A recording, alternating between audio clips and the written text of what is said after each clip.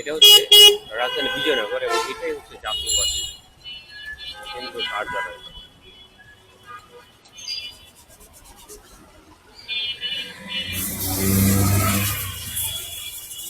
জাতীয় পার্টির কেন্দ্রীয় কার্যালয়ের অবস্থা দেখুন।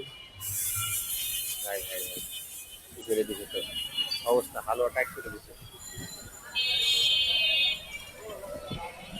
তো এই জাতীয় পার্টির আশপাশের যে দৃশ্যটা আপনার দেখার চেষ্টা করবো।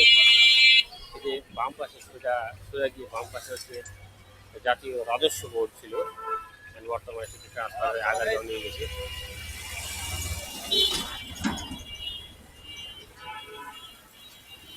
জাতীয় রাজস্ব বোর্ড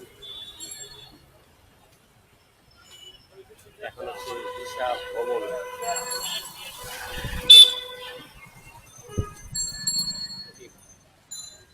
সেগুন বাগিচার একটা গুরুত্বপূর্ণ পয়েন্ট এখানে, এবং আপনাদের আবার নিয়ে যাচ্ছে সেইখানে জাতীয় পার্টির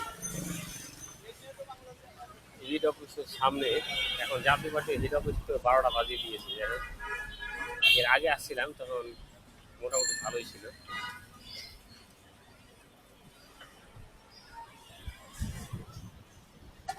এ হচ্ছে জাতীয় পার্টির অফিস। এই যে বর্তমান চিত্র জাতীয় পার্টির অফিসের বর্তমান চিত্র। এটা মনে হয় ভেঙে দেওয়া হয়েছিল, নতুন করে আবার তৈরি করা হচ্ছে।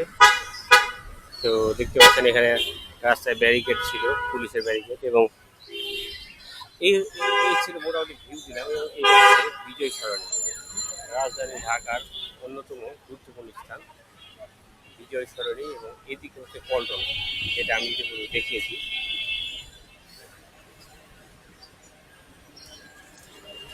ঢাকার মেইন পয়েন্টেই কিন্তু অবস্থিত এই জাতীয় পার্টির অফিসটা, এবং আশপাশে নিয়ে গেছে বিজয় সরণি।